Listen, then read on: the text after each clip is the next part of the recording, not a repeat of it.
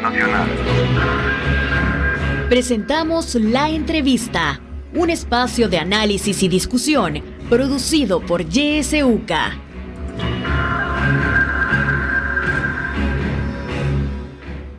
Siete con 2 minutos. Buenos días, bienvenidos y bienvenidas a La Entrevista. Esta mañana nos acompaña la diputada por el partido FMLN, Anabel Belloso. Hablaremos sobre qué hay detrás de la reforma a la ley de pensiones. Diputada, buenos días y bienvenida a YSUCA. Muy buenos días, gracias Gerardo, un placer poder empezar este jueves, ya el último del año 2022 en Radio UCA, hablando de un tema tan importante que definitivamente tiene implicaciones para toda la población, así que esperando además que quienes nos escuchan y además también ven la transmisión, pues estén pasando una bonita época de fiestas. Si están descansando, pues que bien, y si están trabajando, pues que este día sea de mucho provecho, a darle con muchas ganas para poder finalizar el año 2022 de la mejor manera. Así sea. Recuerde que puede seguirnos por el 91.7 del FM, por el www.ysuca.org.sv y por el Facebook de Radio YSUCA. Algunos diputados aprobaron recientemente una serie de reformas a la ley de pensiones, un tema que ha generado bastante controversia y también muchas interrogantes, sobre todo a la población, que considera que lo poco que logran comprender de la normativa no corresponde con lo que el presidente de la República les había prometido. Esta ley, según ha dicho la UCA y especialistas en la materia, excluye a la mayoría de la población, diputada.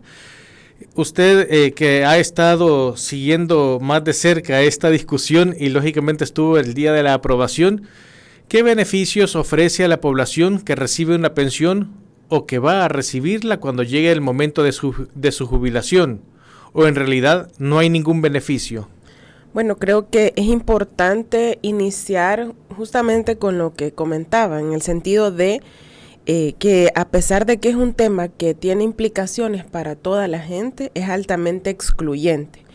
Y que se haya manejado desde el inicio de la presentación de la propuesta, de la forma en la que se hizo, es una irresponsabilidad por parte del gobierno, de las autoridades, que ya tenían más de un año ofreciendo una reforma o una nueva ley.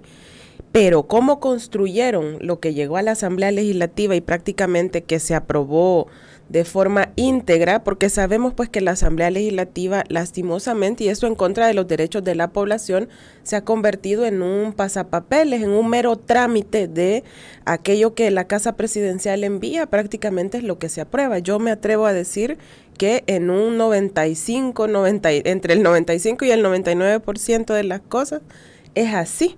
Entonces, tendría, en primer lugar, que haberse desarrollado un proceso, primero de difusión de lo que contenía lo que el gobierno estaba planteando y aprobó al final la Asamblea Legislativa, mayoritariamente, obviamente, conformada por Nuevas Ideas y acompañada de sus aliados. Y lo otro es que, por responsabilidad en este tema, también escuchar a las diferentes voces, escuchar a expertos, porque es un tema que en el país tiene mucho estudio, mucho análisis, pero además propuesta. No solamente se ha identificado, digamos, cuáles son las principales problemáticas, sino cómo podrían superarse. Y eso no está presente en lo que se aprobó y no hubo tampoco un proceso real de consulta. Vimos que la comisión ad hoc recibió a algunas personas en su seno durante las reuniones que tuvo, que también hay que decir fueron 18 días únicamente, donde un tema tan complicado, se conoció y no se discutió ni debatió. Ahí sabemos que lo que hacen es prácticamente un teatro de tratar de legitimar a través de ese proceso, pero que a la hora de las horas ni siquiera esas opiniones que uno puede decir son personas afines al gobierno, porque hemos visto sus posiciones a lo largo de estos años con este gobierno, donde no defienden a los trabajadores y trabajadoras, sino que más siguen una agenda justamente del gobierno. Ni siquiera eso que ellos pidieron se tomó en cuenta. Entonces es bien complejo porque obviamente se ha manejado de esa forma y además con una gran carga de mentiras. ¿Por qué decimos que no supera? Y desde mi punto de vista es uno de los principales problemas, que es el tema de la exclusión. Es un sistema que, en El Salvador, y esto lo he venido yo repitiendo y creo que es importante que la gente lo sepa para cobrar conciencia, que solamente 1 de cada 4 personas que trabajan cotiza. O sea, 1 de cada 4. Eso es una proporción sumamente baja y definitivamente eso no lo resuelve lo que han aprobado, que al final es una ley que ellos denominan una ley integral, pero no tiene nada de integralidad, porque los principales problemas que el sistema ha tenido los va a seguir teniendo, y este es uno de ellos, porque la gente que nos escucha o quienes nos miran a través de la transmisión podrán hacerse la pregunta a ellos mismos: ¿cuántos de los que están ahorita pendientes de este programa, por ejemplo, cotizan o están pensionados? O al menos aspiran en algún momento a poder pensionarse, y la gran mayoría de la población no lo va a poder hacer. Y esto, a pesar de que es un derecho consagrado en la Constitución, vea, desde el artículo 50 hay un mandato para el Estado de garantizarlo, pero el Estado, a través del gobierno actual, no buscó incorporar dentro de lo que aprobó algo que ampliara la cobertura. Y esto va también en contra de uno de los principios que incluso la OIT maneja en torno a las pensiones, que es la universalidad. O sea, los sistemas de pensiones deben ser universales. Es decir, diputada, que aquí la misma base que veníamos cotizando, ya sea a las AFP, la misma base que tiene el INPEP, es la misma base que se tomó en cuenta para esta reforma, no se agregó más.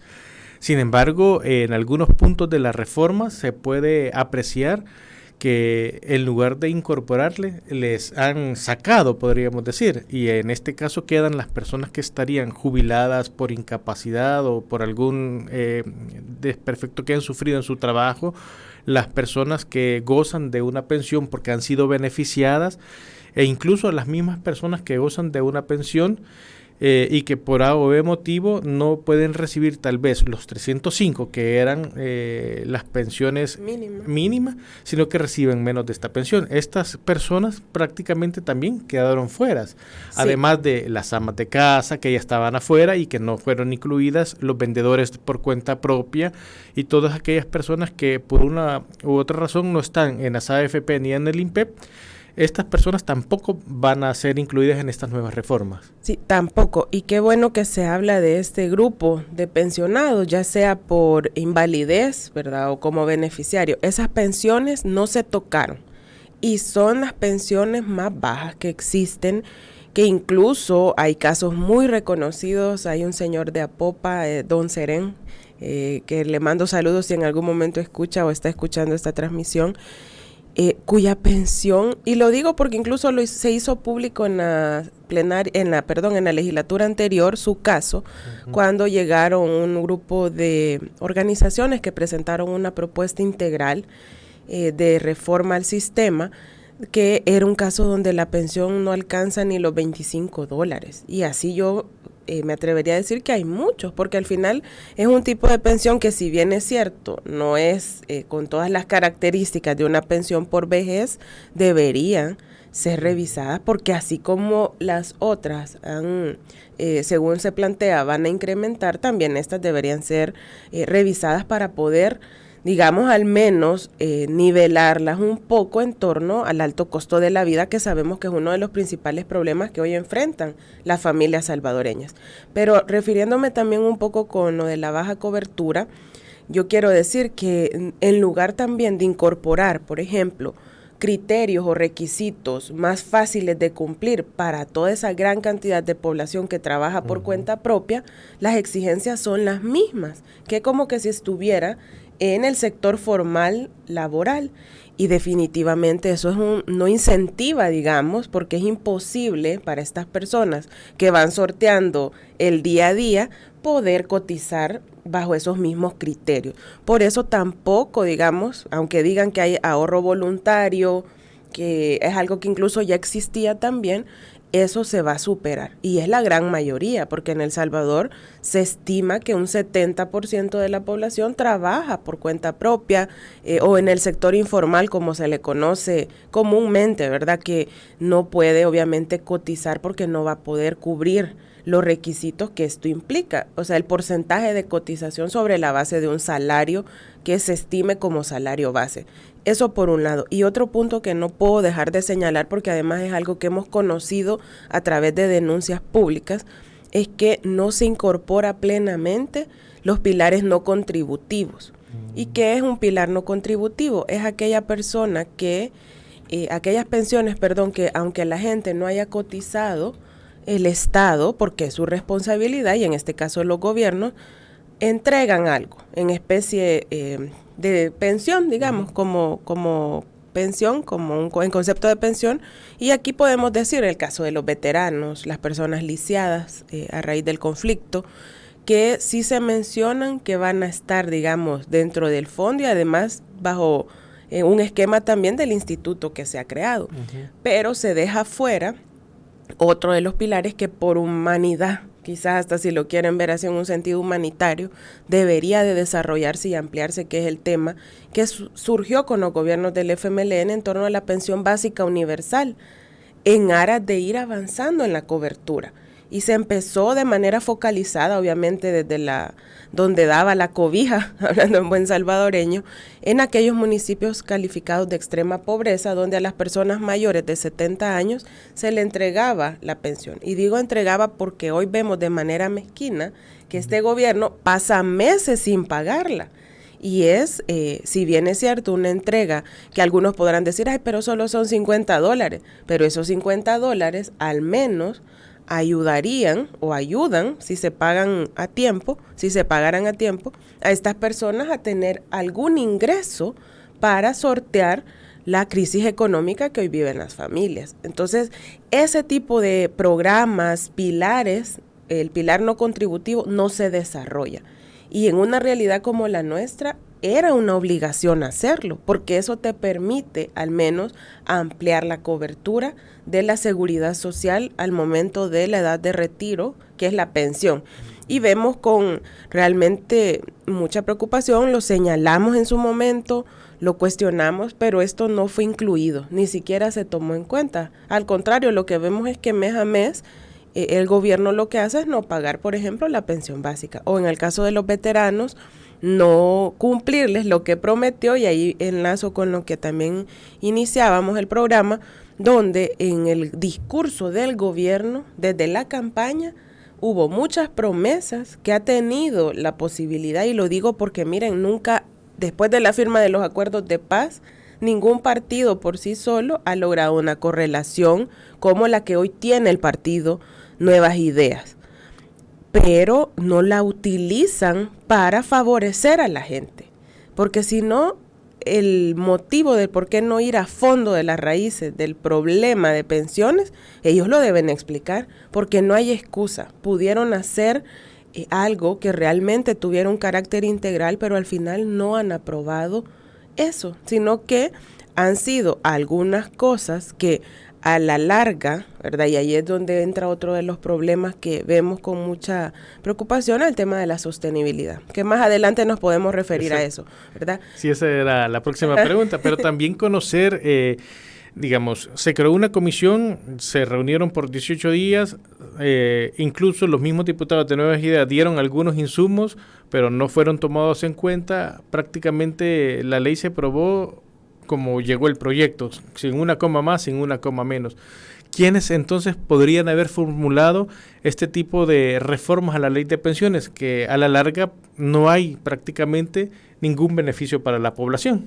Bueno, acá es importante porque es otro de los elementos que en torno a las reformas, a los sistemas de pensiones, y eso lo recomiendan los expertos, es esa amplia consulta.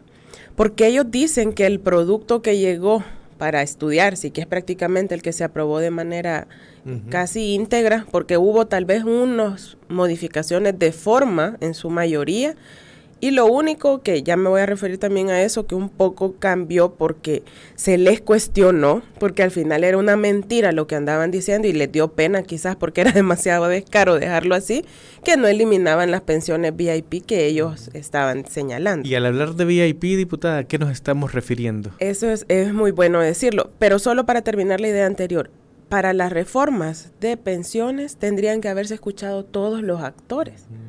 Y no solamente aquellas voces que llegaron prácticamente a avalar lo que estaba, pero que con el agravante de que aun cuando ellos se pronunciaron en contra de algunas cosas que contiene lo que se aprobó, no les tomaron en cuenta.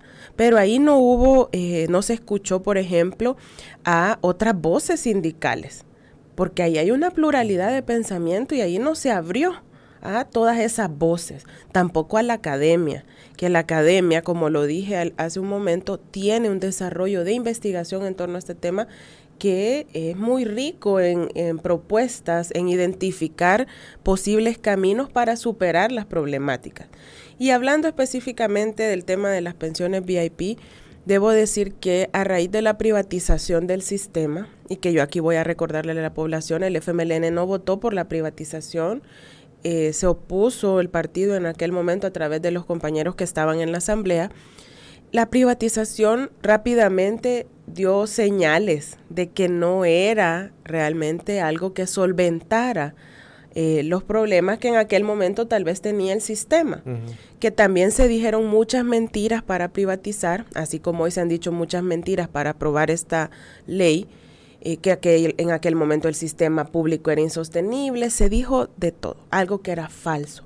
Y que cuando se entra en vigencia la privatización en el año 98, rápidamente aquellas personas que se califican como optados, hay quienes le han dado seguimiento al tema, saben que existe ese término, y es para calificar a las personas que teniendo entre 35 a 55 años, tenían la opción de quedarse en el sector público o pasarse a lo privado.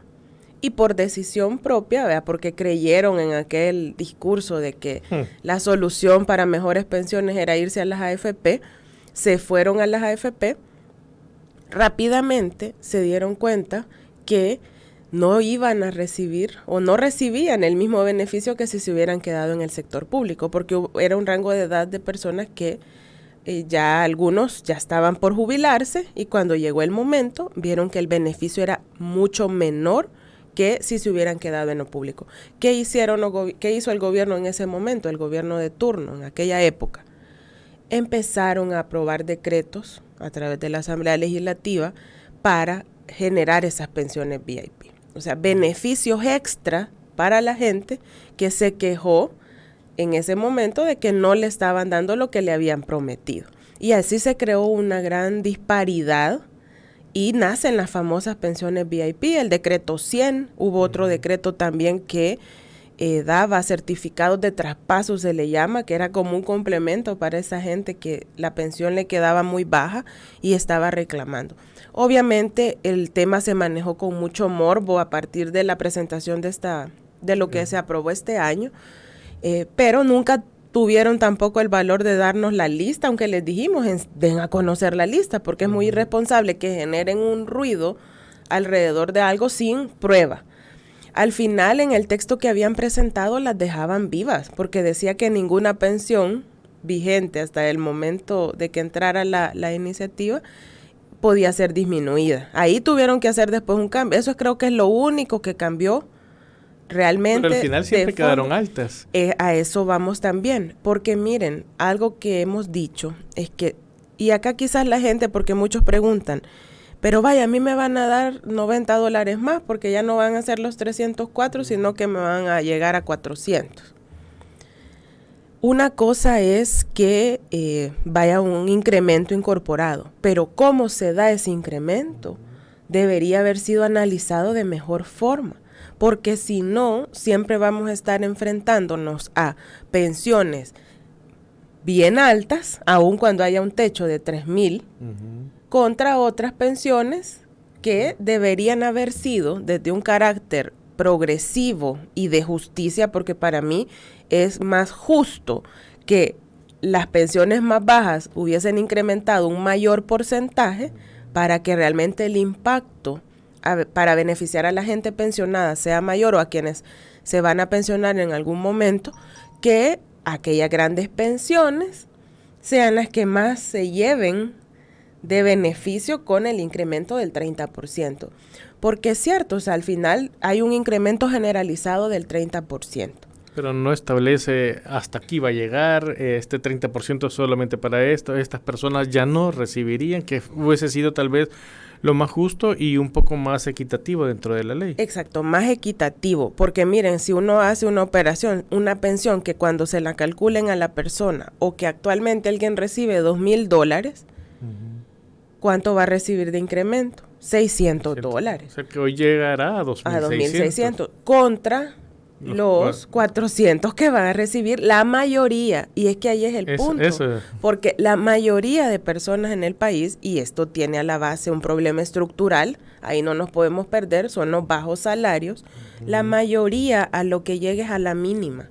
Entonces hubiese sido justo, más equitativo, que se estableciera una tabla, por ejemplo, si se hubieran dado más tiempo y la intención realmente hubiese sido eso, mejorar a las mayorías, hubiese sido diferenciada. Y sobre todo un sector que está por un poquito arriba de la mínima, pero abajo de los $1,000, por ejemplo, que ha sido uno de los sectores que a lo largo de los últimos años es los que venían exigiendo más un incremento, una mejora, y con legítima razón, o sea, con todo el derecho, porque al final sabemos que el costo de la vida se ha incrementado, sobre todo en este último año, de manera considerable, y la pensión, pues, obviamente no les ajusta.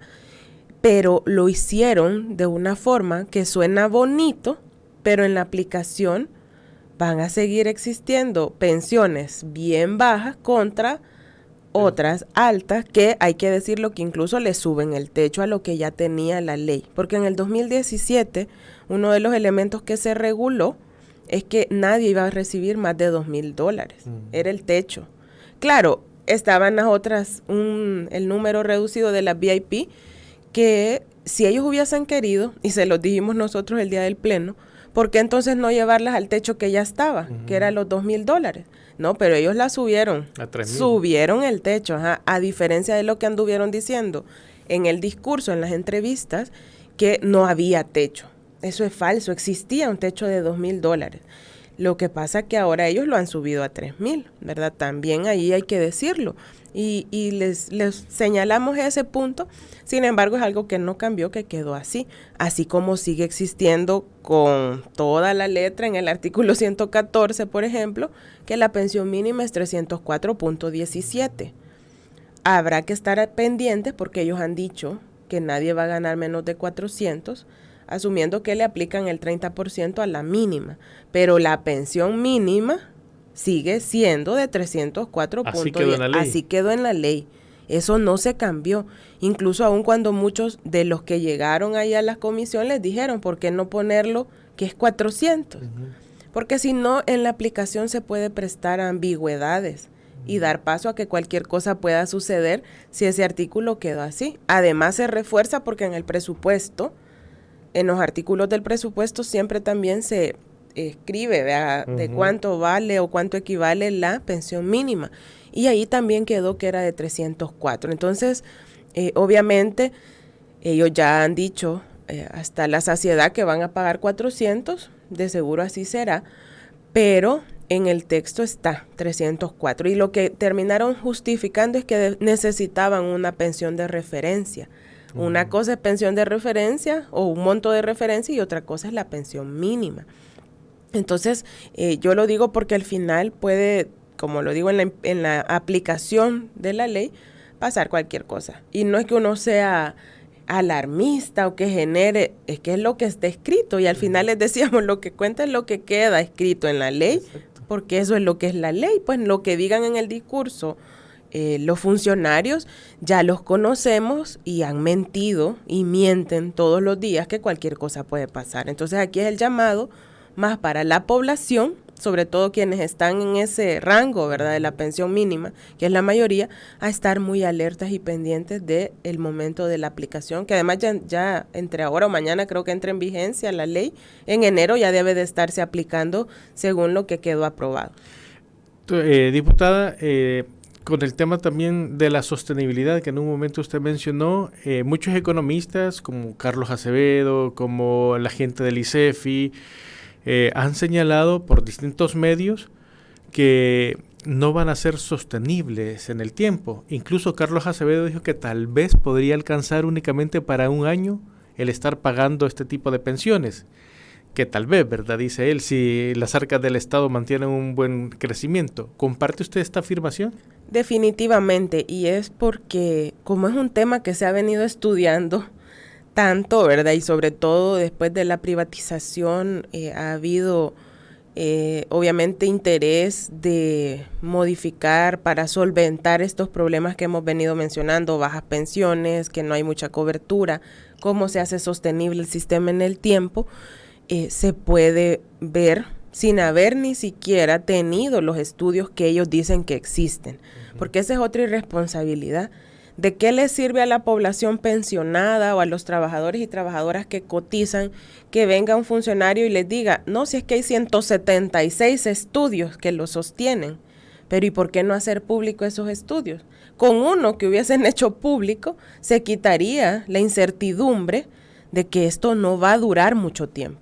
Y aquí quizás la reflexión es para aquellos que obviamente, como lo digo, un grupo bastante reducido que tiene el privilegio, porque yo lo veo que es como un privilegio el poder tener una pensión en este sistema que existe en El Salvador, que vaya a recibir $90 más, $100 más, $150 más, lo que implique el 30% en su caso, en cada caso, que ese dulce le vaya a durar únicamente 1, 2 o 3 años.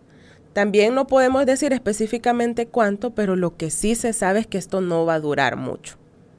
Se necesitaba algo más integral. Exacto. ¿Por qué? Porque miren, el esquema de una baja cobertura obviamente da un universo de cotizaciones baja. Lo que también representa el tener el sistema de cuentas individuales y muchos parámetros, muchos aspectos que siguen tal cual, porque no es cierto que se le haya metido mano de fondo al sistema para convertirlo, transformarlo a uno que cumpla con ese criterio de sostenibilidad. El 1% más a la parte patronal no da los ingresos suficientes para garantizar que esto va a durar por mucho tiempo. Y entonces acá es lo que debemos ver, que la gente tiene que entender que, o reflexionar mejor dicho, que aunque le vayan a dar por un tiempito ese dulce, ¿verdad?, que sabe bien, que se escucha bien bonito, no va a durar mucho tiempo. Y ahí preocupa porque ¿qué va a pasar después? Y acá se une con el tema de las generaciones más jóvenes. Uno, que no están ni siquiera cotizando para entrar al sistema, y lo otro es que se pone en riesgo el futuro de estas generaciones porque obviamente el sistema puede colapsar en cualquier momento. 7:30, volvemos luego de esta pausa.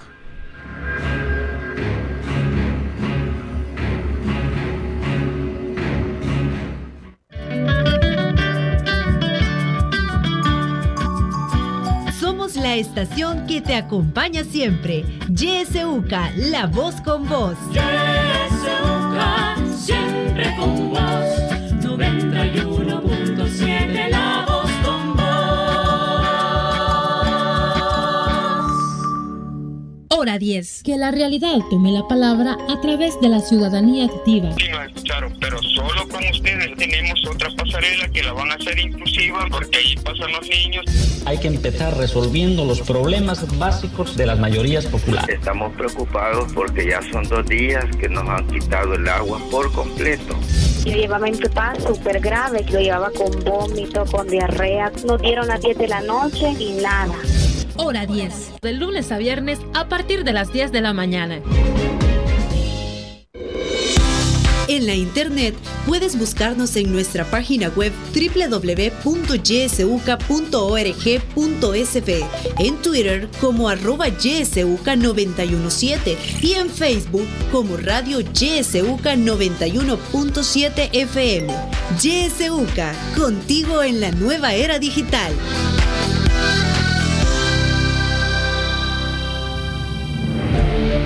Sintoniza Radio YSUCA en el 91.7 del FM. La voz con vos.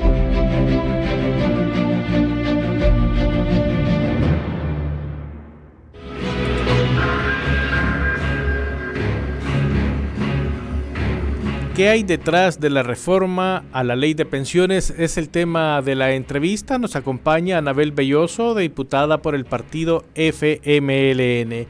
Diputada, a esta hora ya hay algunos mensajes que nos han llegado a través de WhatsApp y a través de el Facebook. En WhatsApp nos dicen: David Álvarez, buenos días paisanos, saludos. El dinero de las pensiones del trabajador salvadoreño está en peligro. Todo lo que al IVA toca lo desaparece, nos escribe por acá. También nos dicen: la nueva cortina de humo del pirómano presidencial captura a muchas personas, dice, y los protege a los tiburones. ¿Para cuándo? Dice Osiris Luna, nos escriben por acá a través del WhatsApp. Y misma situación nos dice a través del Facebook: hola diputada, muchas gracias por estar aclarando algunos temas. También son algunas de las conversaciones que nos han llegado, y por supuesto a través del teléfono también hay. Buenos días, adelante con su participación, su nombre y de dónde nos llama. Gerardito, buenos días. Hola niña Miriam, buenos días, adelante. Bienvenida a su invitada. Gracias. Me encanta la radio porque es la única que tenemos para que nos diga la verdad. Fíjese que cómo es posible que ministros de Defensa tengan esas grandes pensiones como el señor Benítez, y cómo es posible que le den pensión a un gran cristiano, un dueño de Banco Cuscatlán, el dueño de accionista de las AFP. Entonces ahí está la injusticia, y ahí es donde tenían que ponerse la mano en la conciencia y estudiar a quién le van a dar el alza de pensiones, que es una miseria siempre. Ese nada más ha sido populismo, porque ya viene la reelección y este hombre quiere ganarse a la ignorancia de nuevo. Muchas gracias y feliz día. Muchas gracias, niña Miriam, por su participación. Hay algunas participaciones, Anabel, por si usted quiere. Claro, ella, gracias a doña Miriam, un saludo por el comentario también, porque nos mencionaba un elemento que sin duda es bien complejo porque también se ha vuelto insostenible, y es el Estado el que ha tenido que también entrar ahí sin recursos prácticamente, y teniendo que hacer uso siempre de endeudamiento y otras cosas más a sostener el sistema. Y hablaba de las pensiones militares, y esas son pensiones también bien jugosas, exorbitantes, que no se han revisado, que no se ha metido, digamos, el gobierno a verificar. Y si hubiese tenido la voluntad de hacer un tema de integralidad en el sistema, de unificar los diferentes sistemas que hay, tendría que haber sido también revisado, porque sin duda es otro sistema que está quebrado, y eso no lo hemos escuchado de ahora, es algo que se viene escuchando de hace mucho tiempo atrás, que requiere una revisión y no se hizo, ¿verdad? Y es una irresponsabilidad, porque definitivamente también tendría por justicia que verificarse para hacer de manera más progresiva, más justa, más equitativa cualquier revisión, y además nivelación de pensiones que se necesita. Miren, yo aquí quiero ser bien clara. Definitivamente las pensiones necesitaban ser mejoradas, y eso nadie, creo yo, que en su sano juicio puede decir que no, porque es inconcebible que el año pasado, por ejemplo, nosotros lo propusimos cuando se estaba discutiendo el presupuesto 2022, que si el salario mínimo se había incrementado en junio, más o menos, si se recuerda a la población, la pensión mínima debía equipararse a lo que significa un salario mínimo. Eso era, incluso el año pasado se mencionó, el gobierno no lo hizo, aún teniendo la posibilidad de hacerlo, de nivelarlo, porque obviamente tienen votos en la asamblea para hacerlo. No lo hizo. Ahora, obviamente, debería, y nosotros también lo planteamos así, haber quedado un artículo, un mandato de una revisión periódica, porque tampoco es, digamos, y no estaba en la ley anterior, una cantidad exacta, sino que lo que decía es que la pensión mínima debe revisarse, ¿verdad? Y se liga con el presupuesto año con año para hacer un análisis sobre la base del costo de la vida. Hablando de la mínima, pero en general debería de haber una disposición que mandate la revisión de las pensiones de manera periódica para que sean suficientes, que es una de las características que deben tener las pensiones, la suficiencia para poder al menos garantizar condiciones dignas de vida a las personas que están en edad de retiro. Pero eso tampoco queda, ¿verdad?, de esa forma con claridad. Y aquí yo quiero hablar, porque no quiero que se nos escape, mencionar un punto que es muy sensible y que sin duda la población lo cuestionó y los diputados hicieron oídos sordos al tema, que tiene que ver con la posibilidad de que los cotizantes tuvieran acceso a un porcentaje como anticipo, como préstamo, si lo quieren ver algunos, ¿verdad? Pero no se incluyó. Y al contrario, los diputados hicieron oídos sordos, han salido hasta ofendiendo a quienes ya han hecho uso del anticipo, los han categorizado y les han incluso castigado, porque la gente así lo ha sentido y lo ha resentido y además expresado en las redes, los castigan por haber hecho uso de ese anticipo. Si es que la gente no lo hace por hobby o porque yo lo quiero por lujo, no, por necesidad. Y esto lo vimos todavía con una mayor fuerza durante los primeros meses de la pandemia, cuando hubo mucha gente que quedó sin trabajo, que vio en ese dinero una posibilidad de emprender algo para sobrevivir. Y es que por eso lo ha utilizado la población, no es porque quieren hacerlo. Exacto. Solo hay un diputado que sí lo utilizó para su campaña, ¿verdad? Y a él no le han dicho nada. No le han dicho. Y eso es lo peor, que la gente, bueno, es que miren, en la asamblea hay una realidad ahora que yo apuesto que muchos que solo aprietan el botón ni siquiera saben qué es lo que están aprobando. Y ese tipo de diputados que ha confesado incluso que han utilizado ese anticipo, son de esos diputados, ¿verdad?, que votan sin saber por lo que están votando. Entonces, eso del anticipo no lo incluyeron aun cuando la gente pedía. Y miren, decir que es porque va a desfinanciarse el sistema. Había formas de establecer criterios, así como han existido en otros momentos, de garantizar que ese dinero va a regresar o que la población podía incluso trabajar un poco más, que es bien difícil, yo lo sé, ¿verdad? En un país donde el tema del desempleo está a la orden del día o que a las personas mayores les cuesta muchísimo más encontrar un trabajo, pero había formas. Y es contrario a que, no, vos, trabajador, no podés utilizar el dinero que has cotizado con tu trabajo, con tu esfuerzo, pero yo, gobierno, sí le voy a poder meter mano al fondo sin límite, porque no se establece límite. Y el tema del endeudamiento a través del fondo de pensiones va a seguir. Por eso es otra mentira que ellos anduvieron diciendo, que ya nadie, ningún gobierno le va a poder meter mano al fondo. Si ellos le han metido mano y ellos mienten cuando dicen que no, y lo han habilitado hoy para hacer uso desmedido de ese dinero, y al trabajador le dicen que no lo puede utilizar. ¿Podría también ser esta una de las razones, el tema de esta reforma a las pensiones, modificar tal vez el artículo 82, ¿verdad?, en el literal I, para que las personas no se den cuenta de que hay habilitación para que el gobierno siga haciendo uso de este dinero? Miren, y eso es que en los manejos, ¿verdad? Son tan, desde mi punto de vista, hay una perversidad ahí inmersa, porque en el discurso decir de que ya nadie le va a poder, que ningún gobierno va a poder meter mano, que en el artículo 82 hay algunas prohibiciones, pero el literal I es la excepción que abre la puerta para que se le meta mano a todo el fondo de pensiones. Obviamente el interés está ahí. Y miren, en este tema hay preocupaciones, porque una cosa es lo que nos dicen de cara al futuro de cómo va a ser el endeudamiento, porque vaya, dicen que ya no van a ser los CIP, ¿verdad?, los certificados de inversión previsional, sino que ahora se van a llamar COP, certificados de obligación previsional, que van a ser a la tasa del 7%, pero sin límite. Sin límite. Y eso es realmente algo que es hasta inconstitucional. Si hay jurisprudencia de otros momentos donde se decía, ¿verdad?, que el techo que estaba establecido en el fideicomiso, que yo ahí también debo decirlo, el FMLN no votó por el fideicomiso porque definitivamente fue el que empezó a generar ese gran nivel de endeudamiento en torno al fondo de pensiones, pero habían ciertos criterios que los conocíamos públicamente, o sea, que había compromisos del gobierno. Hoy que ellos hagan en el discurso también afirmaciones como que los otros gobiernos se robaron ese dinero, miren, eso es una gran irresponsabilidad, porque no se trata de que se haya robado ese dinero.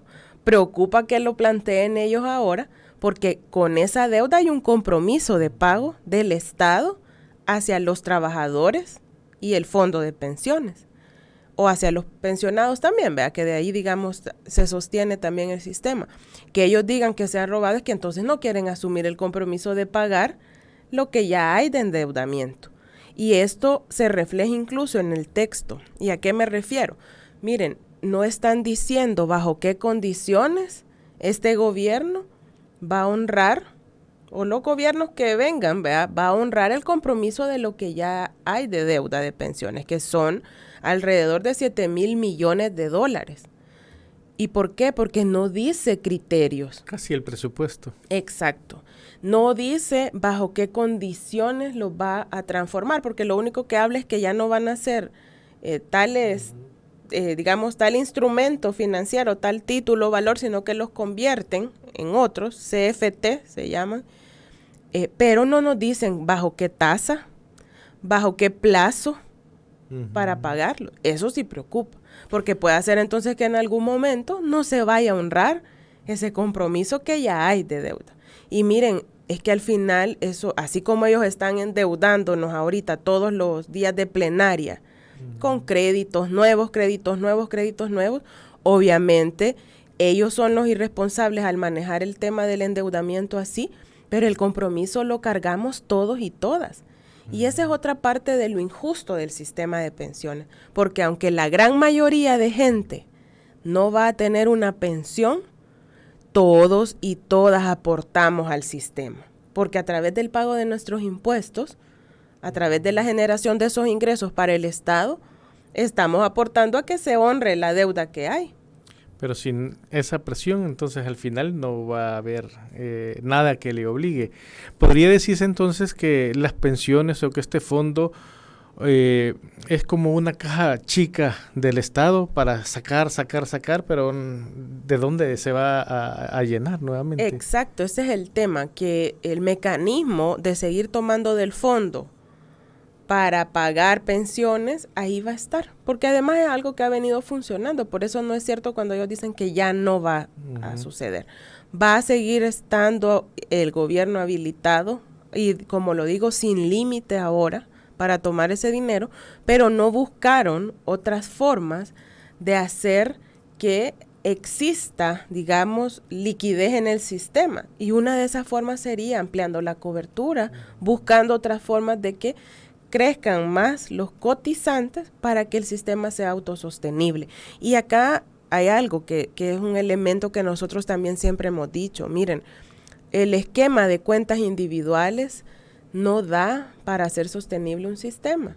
Y por eso es importante que en el 2017, ¿verdad? Yo sé que esa reforma tuvo bastantes cuestionamientos, pero una de las cosas que creó y que fue positiva fue la cuenta de garantía solidaria, que es un esquema en chiquito de lo que teníamos antes como sistema de reparto, donde existe la solidaridad intergeneracional, que es otro elemento que al menos en poblaciones como la nuestra, que son poblaciones jóvenes, funciona. ¿Por qué? Porque las personas en edad productiva que están habilitadas en el sistema para cotizar son las que aportan para pagar las pensiones. De las actuales pensiones. De las actuales pensiones. Sin embargo, para el 2040 en adelante, ¿quién va a pagar esas pensiones? Exacto. Ahí, digamos, uno ya puede decir, bueno, hay que revisar los sistemas en países donde las poblaciones son poblaciones mayoritariamente ya adultas, ¿verdad? ¿Cómo se le da dinamismo a esto? Pero actualmente es un esquema que puede funcionar. Pero si no le está dando ese viraje, Por eso es que nosotros decimos, va a ser insostenible. Miren, incluso esta cuenta de garantía solidaria, había estudios donde había una proyección que para estimado del 2024, 2026 o 2028, esa cuenta iba a ser deficitaria, o sea, ya no es suficiente. Y hoy le están cargando todavía más responsabilidades, y eso, si ya antes se decía que tenía un tiempo de vida, ahora eso puede incluso ser todavía menor, pero es lo que ellos no dicen. Por eso acá es importante el mensaje a la gente, que no nos pueden decir solamente, vaya, te voy a dar tanto estos 2 o 3 años, sino qué va a pasar, porque obviamente la esperanza de vida acá es mayor. La gente necesita tener esa cobertura a través de su pensión más que 2 o 3 años. Y es lo que no asumió el gobierno con responsabilidad al momento de aprobar esto.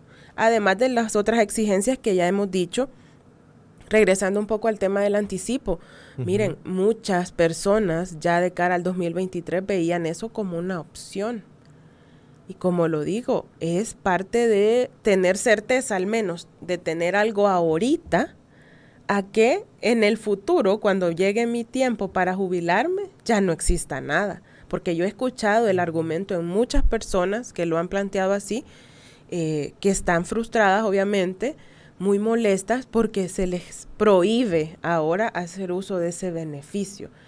En contraparte, lo que decíamos, cuando el gobierno va a poder seguir metiendo mano al fondo, le niega al trabajador la posibilidad de hacerlo. Y sumando todo esto, falta también la otra parte, que se pedía eliminar por distintos sectores, podríamos decir. Incluso había un sector, ¿verdad?, No Más AFP, sí, que lo encabeza este dirigente sindical, Roswell Solórzano, que es afín al gobierno, No Más AFP, pero esta reforma le da más vida a la AFP, porque incluso le incrementa de 0.89% a 1% el tema de esta tasa de la comisión. Sí, esa es otra de las contradicciones que obviamente refleja qué intereses son los que defiende este gobierno, que no son los de las grandes mayorías. Sigue siendo una expresión de un grupo de poder económico el que gobierna, que obviamente protege al poder económico de este país, que en este caso, en este tema específico, representado a través de las AFP. Al contrario de lo que dijo en campaña o incluso manifestaron hace unos días. Miren, como ellos son como repetidoras, pone algo uno, principalmente desde Casa Presidencial, y lo empiezan a replicar todos en sus redes sociales. Y la población podría revisar que hace algunas semanas, meses quizá, todos empezaron a tuitear en contra de las AFP. Que las AFP aquí, que las AFP allá. ¿Qué pasó de ahí? Donde se veían como decididos a eliminar a las AFP para transformar el sistema a uno público. ¿Quién sabe qué pasó? Que no fue de cara a la población, sino que a puerta cerrada, que terminan en la reforma, en la ley, que aprueban, beneficiando más a las AFP. Las AFP van a recibir más ganancias de las que ya han estado recibiendo. Y por eso es también otra contradicción. Le quitan a la gente la posibilidad de tener acceso a su dinero, pero el gobierno le va a seguir metiendo mano y las AFP se van a seguir lucrando del manejo del fondo. Porque ya muy bien nos señalaba Gerardo, la comisión actualmente es del 0.89, creo, 0.857, algo así. Y ahora sube al 1%. Y aquí hay algo que la gente lo puede revisar también, porque al menos hasta este día las AFP lo tenían público, cómo se distribuía el 1.9% actual, donde la mayor parte de ese porcentaje, del 1.9%, iba destinado a la prima de seguro. Ahora hay otra ausencia en la ley que aprobaron, que no se habla de cómo se va a administrar el tema del seguro. Solo lo dicen porque en unas declaraciones lo dijo el ministro de Hacienda, no está en la ley, que va a ir cargado a la cuenta de garantía solidaria. ¿A quién le van a dar el contrato? Ya sabemos también cómo funciona este gobierno, y es a sus amigos, a sus cheros, a los que les da los contratos. Entonces, es falso que ellos digan que se le está disminuyendo la comisión a las AFP. el concepto de comisión como tal está incrementando. Y acá hay que decir también que en torno a eso, los mismos sindicatos, esos que en algún momento eran bien radicales y pedían no más AFP, llegaron a flexibilizar en la comisión y decirles, miren, que no sea el 1%, bajen la comisión al 0.5%. Ahí sí hubiese existido una disminución, pero no les hicieron caso tampoco. O sea, ni siquiera a esas voces que son afines a ellos, que les llegaron a pedir algunos puntos de modificación, los tomaron en cuenta, porque así funcionan. Al final es lo que les mandataron que votaran y por eso aprietan el botón. Y en esto, lo digo nuevamente, no es cierto que las AFP se vayan a ver afectadas en sus ingresos o en sus ganancias por tener el dinero de los trabajadores y las trabajadoras. Al contrario, van a incrementar. Y si no, que no nos extrañe que no se hayan pronunciado. No hubo ni siquiera un pronunciamiento de este sector, así como lo vimos defendiendo férreamente su sistema privado allá en el 2017, cuando el gobierno del FMLN lo que propuso inicialmente era transitar a un sistema mixto, que no fue posible obviamente porque ahí la derecha no dio votos, no iba a dar los votos. Ahí las AFP salieron rápidamente. Hubo portadas de periódicos donde se decía que iba a ser el robo del siglo. Miren, hoy han hecho el robo del siglo y ni siquiera se ha... Y me refiero a esto porque al final meterle mano completamente al fondo es muy riesgoso. Y ¿saben qué hay también de altos niveles de riesgo? Que dicen ahí en el texto de donde se van a emitir, cómo se van a emitir los certificados, que no es necesario análisis de riesgo para la colocación de esa deuda. Yo no solamente aquí Sí, vengo, exacto. tome mucho gusto. Como no es el dinero de ellos, obviamente lo ven desde esa perspectiva, pero aquí todo el mundo sabe que hasta uno para invertir en algo, ya sea una cantidad mínima en su hogar o para algo, hace un análisis de qué es lo que más conviene. Exacto. Y decir ahí que no va a necesitarse análisis de riesgo, que son al portador. Esto ya es un tema, digamos, más especializado de cómo funciona el mercado de valores y todo esto, pero hay mucho riesgo en torno a cómo ha quedado planteado que se va a manejar las inversiones provenientes del fondo de pensiones. ¿Y eso contra quién atenta? Obviamente contra los trabajadores y trabajadoras que cotizan y contra los pensionados que ya también aportaron y que están recibiendo el beneficio. Entonces aquí, diputada, podríamos darle como respuesta tal vez a la primera pregunta, que a quienes realmente vendría a beneficiar esta reforma, ¿verdad? No es a los trabajadores, sino que es al mismo gobierno, podría decirse, y a las AFP. Claro, y es que miren, acá por eso hacemos énfasis que aunque momentáneamente algunos puedan sentir un beneficio a través del incremento del 30%, el gran problema en esto es que eso no va a durar. Y si no hay realmente en el corto plazo, a lo sumo en el mediano plazo, una modificación integral al sistema, esto va a colapsar y lo que va a pasar es que ya ni se va a poder pensionar nadie y los pensionados no van a poder recibir el derecho que ya tienen adquirido. Entonces, eso es lo que nos lleva a la reflexión. Y obviamente, inmerso en todo lo que se aprobó, están más beneficios para las AFP, el gobierno que va a poder meterle mano completamente al fondo sin ningún límite y los riesgos que existen en torno a cómo se va a utilizar ese dinero del fondo, justamente porque no hay criterios claros que le den certeza al trabajador y trabajadora que se va a invertir de la mejor forma. Para cada diputada tengo más mensajitos de los amigos que nos están escuchando. Dice, buen día, dice, para la diputada Anabel, una pregunta. ¿Qué va a pasar con las personas que retiraron parte del 25%, ¿verdad? Por ciento que usted ya hablaba? Y en segundo lugar, ¿de cuánto sería la pensión de una persona que gana $1,600 mensuales? Muy buenos días, amigos de YSUCA. Importante presencia de la diputada. ¿Qué dificultades tuvo el gobierno del FMLN para nacionalizar las AFP? Buenos días, un saludo a su invitada, porque todos estos cambios de los que hablan no se realizaron en la reforma del 2017, si eran cambios necesarios desde hace mucho tiempo, y siempre que dicen que no tenían la cantidad de diputados, dice, es falso. Si se reunían, dice, con otros partidos para aprobar presupuestos de la nación, ¿Qué fue lo que no les permitió realizar una reforma? Falta de voluntad, dice. Buenos días, dice, un saludo a María Teresa, por ahí también nos escribe, dice, ¿qué pasa si coticé 20 años y quedé desempleado y dejé de cotizar Estoy cerca de cumplir 60 años, dice. Ese ahorro que acumulé, ¿qué va a pasar? Saludos desde Ilopango. Saludos le mandan también a la diputada, dice Napoleón Belloso, dice, un saludo, dice. Gracias. Hola, dice, en diciembre cumplí 59 años. Lo poco que me darán será cuesta arriba para sobrevivir. No logré el tiempo de trabajo y mi familia se verán afectados. Yo tenía 29 años, me obligaron a afiliarme a las AFP. Dicen que van a regresar lo cotizado en mis pocos años de trabajo cuando tenga 53 años y lo del fondo dice que me lo van a devolver cuando tenga 60 años. ¿Será que me van a dar una pensión de $5 mensuales? Como ha sido el caso de otras personas. Y yo quiero mi monto total, si son 500 o son $1,000, dice. Yo quiero eso de un solo, no pensión de $5 o $10 mensuales. Buenos días, Radio UCA. Un saludo a la diputada. Tema muy importante para toda la población sobre las pensiones de ahora y para el futuro.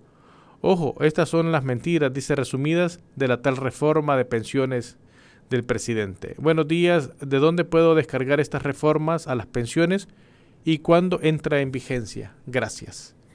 Bueno, quizá rápidamente, gracias por las preguntas. La pensión actual, si es de 1,600 o en el cálculo le da 1,600, obviamente tiene un incremento de 480 y quedaría de 2,080.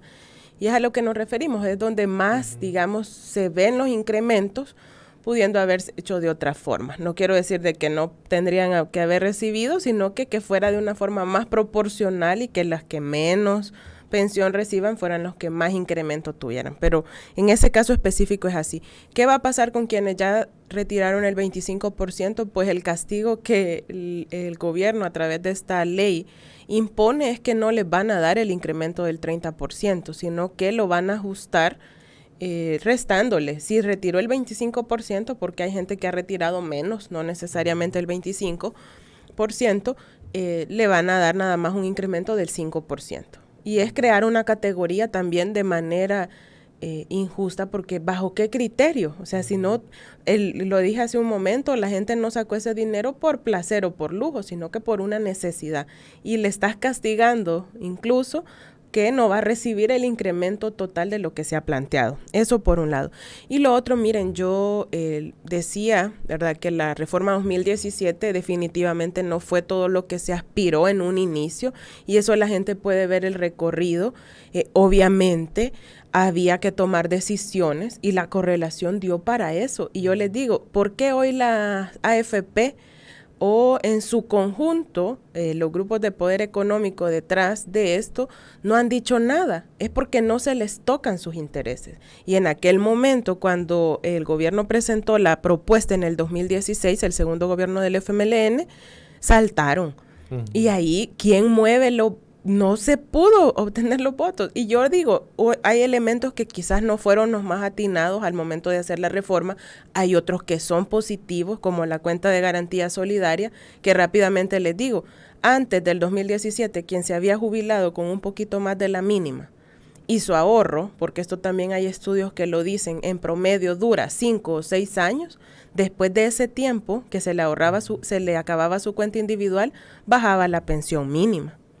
Ahora, a partir de ese año, en el 2017, ya no. La pensión es vitalicia. Si se había jubilado con los 500 hasta el último de sus días.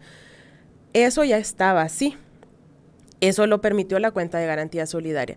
Y no me voy a poner a la defensiva. Yo recuerdo que también había que tomar decisiones complejas en torno a, si no se hacen al menos estas modificaciones, pues obviamente no se iba a hacer nada y el sistema iba a colapsar, las personas no iban a recibir su pensión y muchas otras cosas más. Por eso no quiero que se suene defensiva no me quiero ir defensiva de la reforma, pero tampoco es correcto que se diga que no se quiso hacer más. Eso por un lado. Y lo otro es que una realidad que nos mencionaron algunas personas que comentaron es que otro de los problemas no es solo la baja cobertura. El tema es que en El Salvador la mayoría de gente no logra cumplir el requisito del tiempo de servicio, por cómo funciona el mercado laboral. Y es una realidad. Y ahí baja todavía un poquito más la proporción. Solo 1 de cada 6 se logra pensionar, perdón.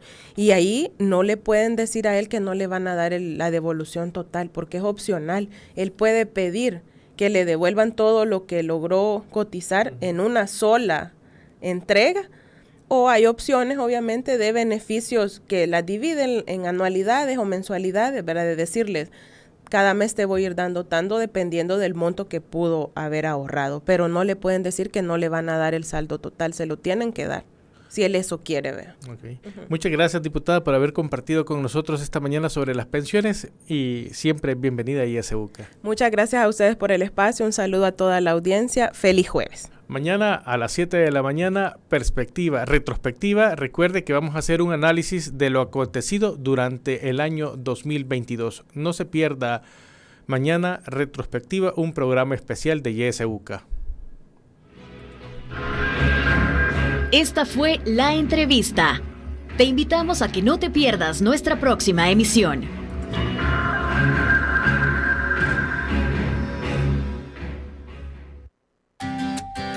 Disfruta tu mañana en compañía de Radio JSUCA.